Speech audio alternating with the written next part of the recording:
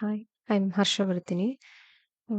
Today we are going to look into the Indian polity UPSC syllabus. First of all, Indian polity syllabus in UPSC is very much important.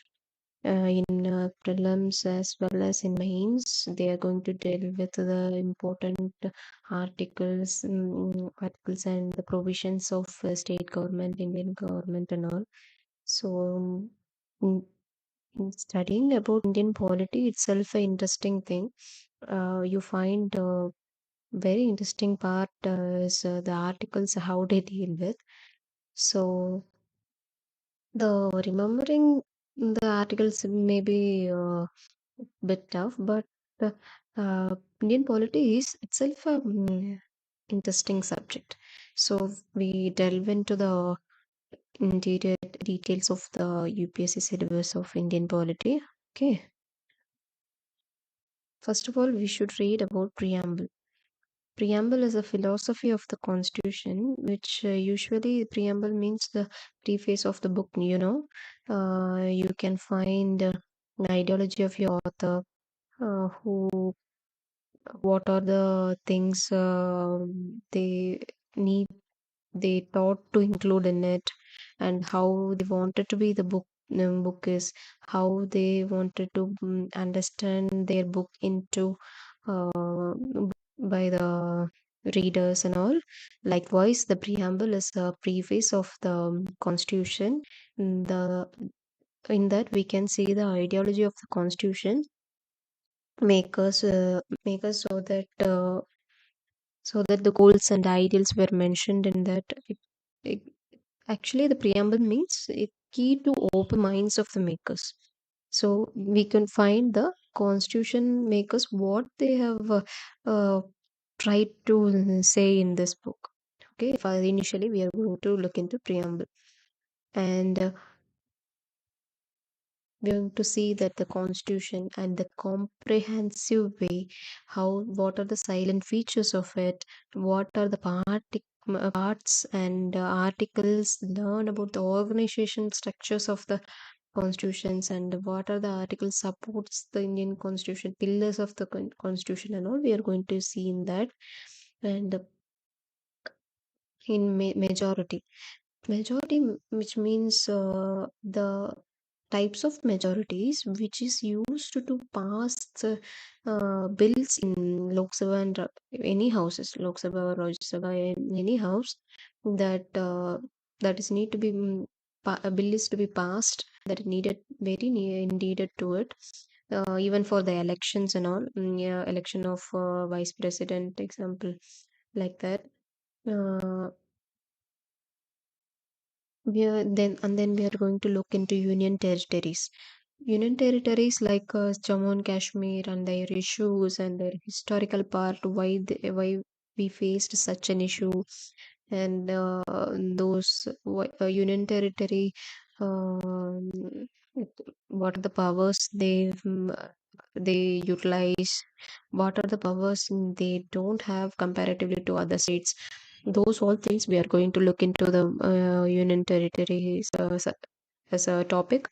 And very important thing is fundamental rights and fundamental duties. These are the things each and every citizen should know. Not as a UPC aspirants, not as a government employee. You should know as a every citizen. For example, fundamental rights, they are very fundamental rights to every citizen to live in a country like India. They instruct state that not to interfere in the privacy, like not to interfere in the freedom of speech and all. Those are the fundamental rights which is very important to every individual in this Indian constitution. um, fundamental duties.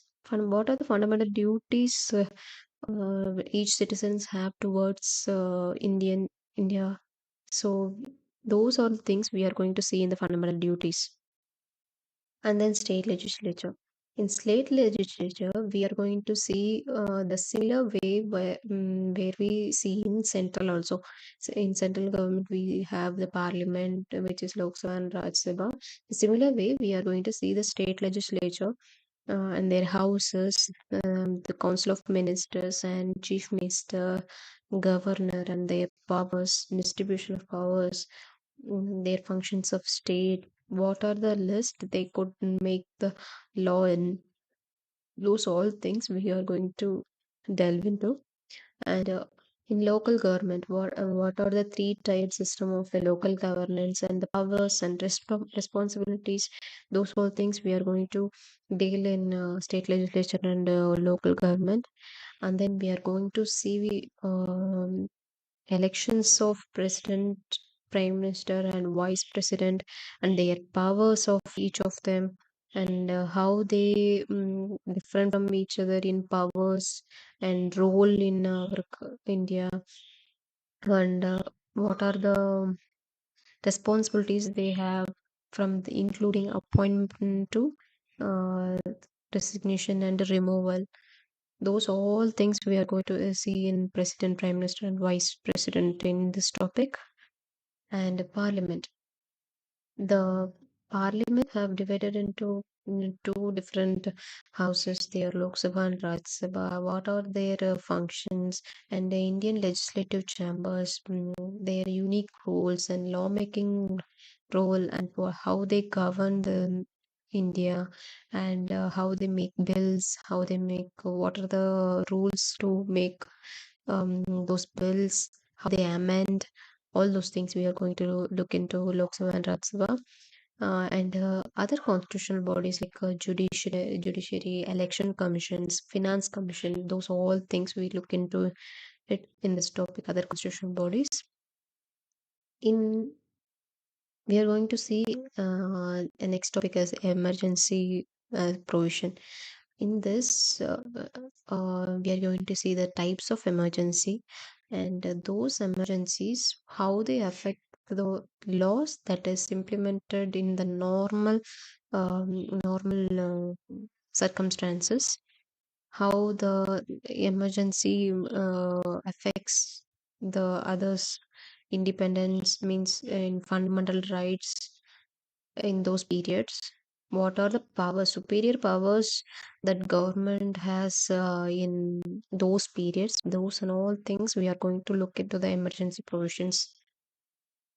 Non-constitutional bodies and constitutional bodies, we are going to look into those bodies which plays main role in executive role in our constitution.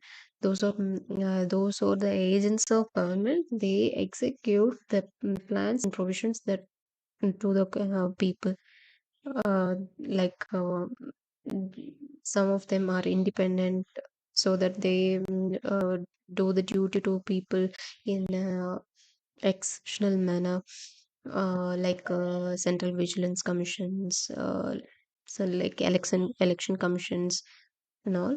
Some constitutional bodies, they perform like a agent of a government body, to give the provision to the people and all.